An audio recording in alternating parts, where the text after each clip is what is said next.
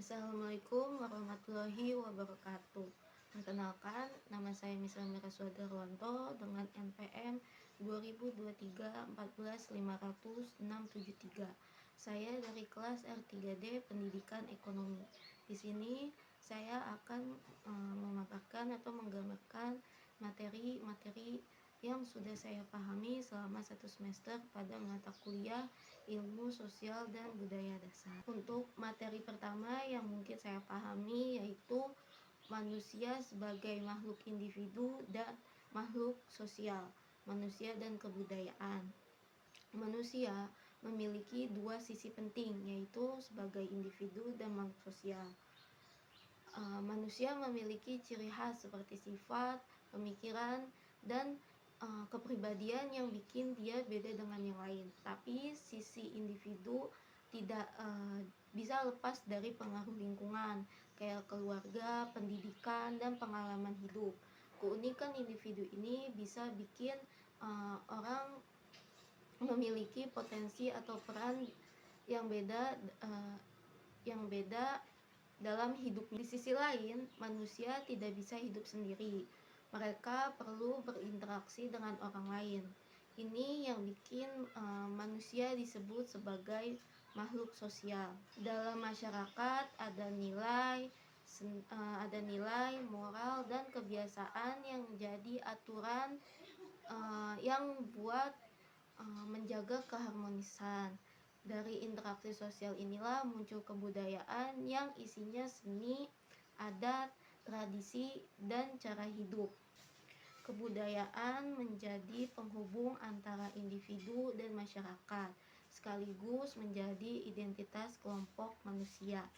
Jadi manusia itu saling melengkapi perannya sebagai makhluk individu yang unik dan makhluk sosial yang hidup berdampingan. Selanjutnya, materi kedua yang saya pahami yaitu manusia, alam, teknologi, dan lingkungan kebudayaan atau budaya konsumsi.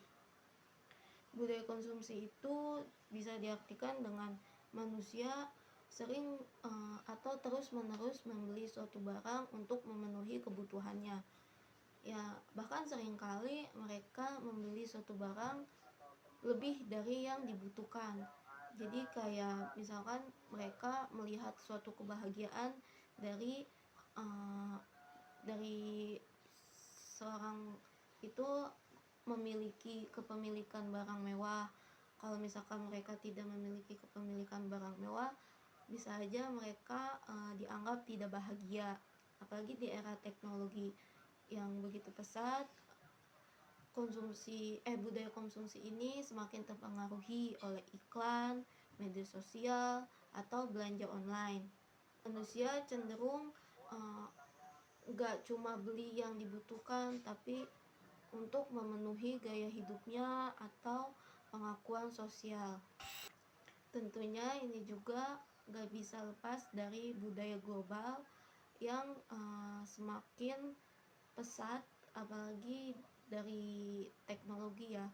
Jadi bikin mereka tuh gampang banget terpapar dengan tren-tren baru seperti merek-merek handphone, ataupun dalam hal makanan pun yang sedang tren sekarang, kayak makanan coklat Dubai yang harganya tuh bahkan hampir ratusan ribu, yang bisa aja nyentuh setengah jutaan. Itu yang bikin mereka berbondong-bondong untuk beli agar adanya pengakuan sosial bahwa mereka tuh mampu untuk membeli.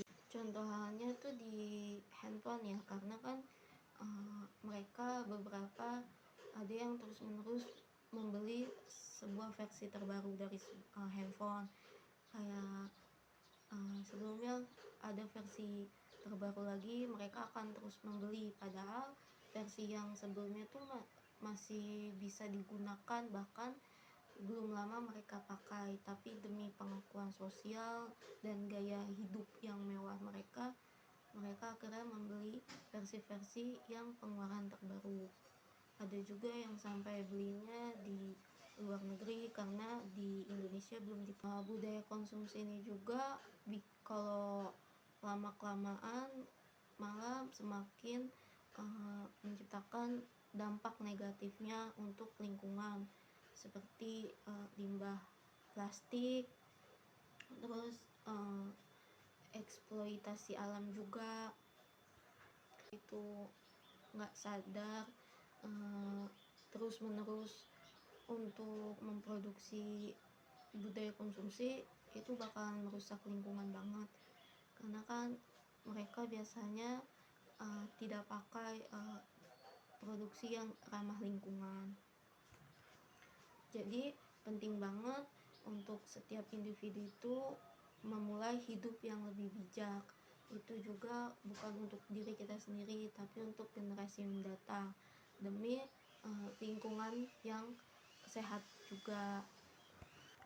Dan ada baiknya jika mereka tuh sadar akan dampak-dampak negatifnya, jadi bisa mulai mengurangi untuk terpengaruhi oleh tren-tren yang sedang ramai dibicarakan.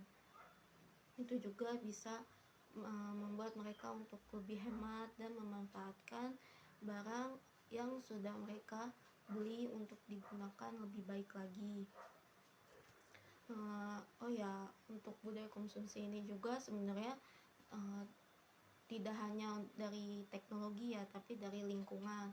Jadi kayak misalkan mereka membuat suatu lingkaran pertemanan, kayak yang kaya, yang miskin.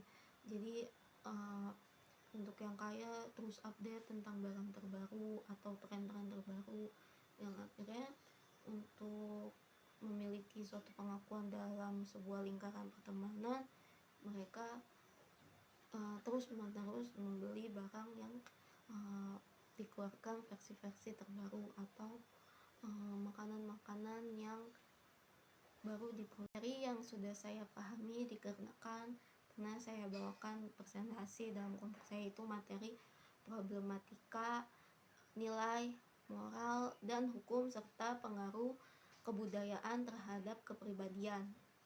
Nilai, moral, dan hukum itu sebenarnya saling keterkaitan dalam kehidupan sehari-hari, tapi bisa aja menjadi sumber suatu masalah. Kayak misalkan nilai itu sebagai pedoman yang dipegang oleh masyarakat. Kalau moral soal baik atau buruknya yang dari hati nurani, sedangkan hukum itu suatu ketentuan atau aturan yang resmi oleh negara. Misalnya di beberapa daerah itu ada yang menikahkan anaknya di usia muda tapi dianggap wajar karena merasa bahwa itu tuh udah tradisinya di daerah mereka gitu. Tapi kalau misalkan dari dilihat dari secara hukum tuh itu tuh nggak bisa, karena melanggar aturan itu perlindungan anak. Jadi kayak ada bentrokan antara nilai hukum, tradisi, dan moral yang bikin semuanya tuh rumit gitu kan. Menurut orang lain mereka tuh terlalu dini untuk dinikahkan, tapi menurut tradisinya ya memang sudah tradisinya dari zaman-zaman sebelumnya kayak gitu. Budaya juga sebenarnya memiliki pengaruh besar terhadap kepribadian, kayak misalkan kebiasaan, tradisi, dan cara hidup seseorang bisa membentuk pola pikir dan sikapnya. Kayak misalkan kita sudah terbiasa tinggal di perkotaan, tetapi suatu hal lain mereka melakukan kegiatan di suatu pedesaan. Nah, dalam hal pertama mereka akan mempelajari seperti tradisinya apa aja, terus kebiasaan penduduk pedesaan seperti apa, dan tentunya cara hidup mereka seperti apa, dan itu akan menjadi membentuk pola pikir mereka dan tentunya sikap mereka sesuai dengan apa yang sudah mereka cari tahu atau apa yang sudah mereka pelajari dalam pedesaan tersebut. Terus contoh halnya lain, ketika mereka tinggal di Indonesia kan biasanya lebih mementingkan kekeluargaan atau kebersamaan. Ketika mereka pindah ke luar negeri yang sifatnya individualisme, itu yang membuat mereka lebih kaget karena kan biasanya bareng-bareng, tapi kalau di luar negeri itu lebih cenderung sendiri-sendiri.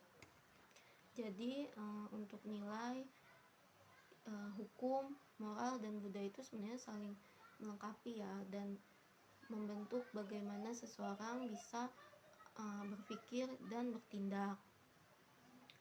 Baik, sekian pemaparan atau penggambaran terhadap materi-materi yang sudah saya pahami selama 1 semester ini di mata kuliah ilmu sosial dan budaya dasar.